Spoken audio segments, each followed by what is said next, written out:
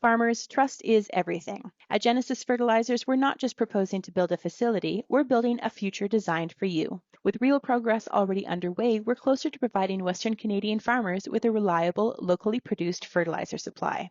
Now is the time to take control of your farm's future. Learn more at genesisfertilizers.com/credibility.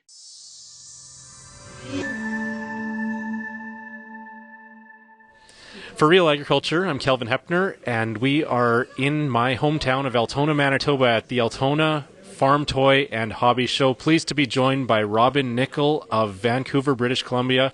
Robin, tell us a bit about your farm. Well, my farm is basically a model farm. A little different. You're giving it away right away. Oh, sorry. Okay, what do you want me to say? Like, this is a little smaller scale than a normal farm, and we've created the small portion, a picture in time of a fall harvest scene. We've got the couple of John Deere tractors out for demo, and Mom bringing lunch out for the crew. New silage chopper being delivered from LMS, and a versatile tractor and disc, and a sprayer going out to do some burn down. So this is the winning display from the 2024 National Farm Toys Show down in Iowa that you just returned from? That's correct. I'm the first person in the 47-year history of the show I won last year in the small scale, and I was the first Canadian to win last year, and now I'm the first person to win back-to-back championships in two different scales. All right. So you're like the Wayne Gretzky of farm toys, model farms and carpet farming in North America. There you go, Robin. Yeah, that's quite the honor, Kelvin. Yes, that is where I'm at. Yeah. So tell us a bit about what goes into making a display like this. How many? I'm guessing one of the common questions you get is how many hours do you put into a display? The hours I don't count because there's too many, but I'll take a guess that there's probably at least 1,000 hours into this display that's sitting in front of us.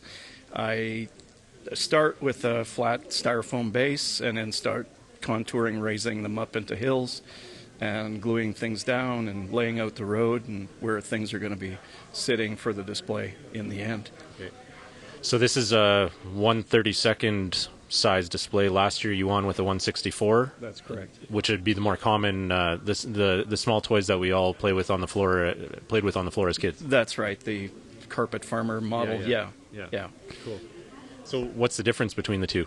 This is 132 is a much larger scale. Well, it's twice the size. 132 is a very common model farm toy in Europe. Not so much in North America. We either use 1/64th or 1/16th. So I had to, for the figures, like the people that are on the display, I got them out of the UK because I couldn't get anything in North America. Okay. So what got you into this? How did Robin Nikkel start in model farming? I grew up on a farm in Morden, and I guess you can take the person out of the farm, but the farm not out of the kid. And about 2002, I started building with the model farms and going to display shows locally. And 3 years ago, I went to the National Farm Toy Show in Dyersville to see what that was all about, and decided the next year that, yes, I wanted to compete with that show, and that is the biggest show for the hobby in the world. Mm-hmm. There's people from all over the world. Their table beside me, the guys were from France. Oh wow! So it's a stiff competition. It's not the mom and pop show. Yeah. So what did the judges look for at a show like that? They're looking for originality. They're looking for a storyline that goes so it all blends together. So it's a picture in time. They're looking for the creativity, fine details of little things that people miss. There's many different things like that they're looking for. Okay. So how do you make sure that you're covering those things? What is it that gives you that attention to detail? It's basically an art, I guess. Yeah, it is a piece of art. I don't know. Some people say I have an eye for it, and I love creating the landscape. That is my favorite part of the whole thing. Many other past winners have come to me and said that that is what separates mine from others, with the flat board and just a field or buildings on it. And I've very contoured and with the water features. That's become my name brand. Okay. So the landscape, do you get the question, where is this farm located? Is this something that's inspired by a specific location? I get that question a lot, and the inspiration is I love modeling the rock and stuff like that. So in this case, this farm would be in northern Minnesota, close to the Canadian-Manitoba border, in southeast Manitoba, with the rock formations of the Canadian Shield. And then, and it's kind of compressed so that it makes more sense. Yeah. So, and just the level of detail, like you said, creating that landscape, the stubble, the residue on the field, the different terrain that surrounds. At many pictures of the residue on the field. If I got too much, does a versatile Fury create that much stubble? Is it, so it looks as accurate as possible. Mm-hmm. And for those who don't follow you on Instagram, has it ever happened where somebody follows you on Instagram and doesn't realize that the pictures are actually not from a real farm, that they are from a small-scale toy-style farm? Yes, I get that a lot, actually. I do spend a lot of time outside with the displays and taking pictures outside with the natural sky in the background. And yes, I've had many people. I've had one person in particular, a farmer, in fact, a local farmer here close to Altona that has followed me for many years.